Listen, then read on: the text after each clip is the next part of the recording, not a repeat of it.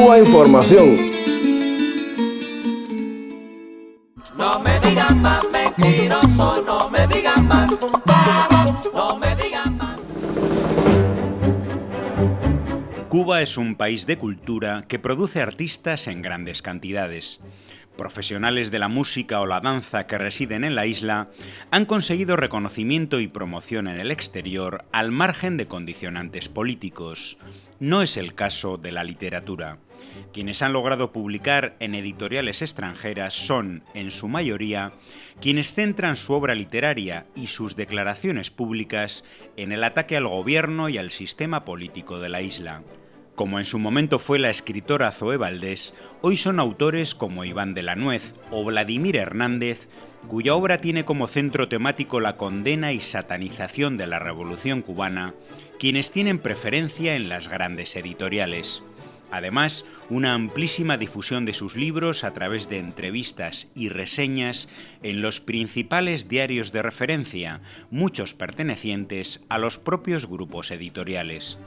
Rafael Rojas, otro autor con similares posiciones, tiene columna periódica en importantes diarios como El País.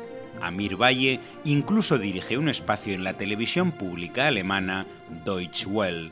Y no son solo apoyados por los medios corporativos. La nueva prensa digital nominalmente progresista, el diario.es por ejemplo, es también espacio de promoción para novelistas que, como Carlos Manuel Álvarez o Wendy Guerra, pivotan su creación literaria en la condena sistemática al gobierno de la isla.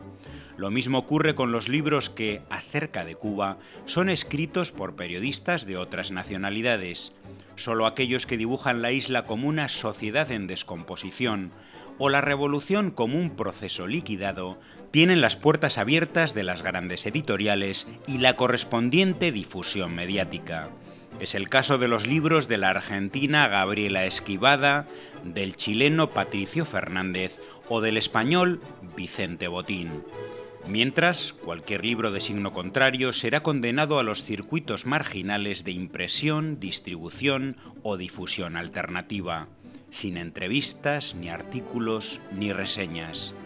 Es la misma censura editorial y mediática internacional que sufren cientos de escritoras y escritores de Cuba, residentes dentro o fuera del país, cuyo pecado es hacer literatura y no política. Como en cualquier país del mundo, la inmensa mayoría de las novelas escritas en la isla cuenta historias, no es literatura con lectura política, aunque no por ello deje de retratar con crudeza la sociedad de su país y los problemas de su tiempo. El sesgo ideológico de la prensa lo apreciamos, por ejemplo, en los obituarios. Sobre el fallecimiento este año de Daniel Chavarría, autor de novela negra, que aun nacido en Uruguay, vivió en Cuba y se presentó siempre como escritor cubano, apenas leímos breves reseñas centradas en su obra, sin la menor referencia a su militancia comunista. El mismo tratamiento dio la prensa española, por ejemplo, a la desaparición del narrador cubano Miguel Mejídez, cuya implicación en la política cultural del país o en la unión de escritores y artistas de Cuba no fueron datos a reseñar. Por el contrario, sobre la muerte del poeta Rafael Alcides, más que sobre su obra, leímos sobre los desencuentros políticos con el gobierno cubano y su caracterización como escritor disidente.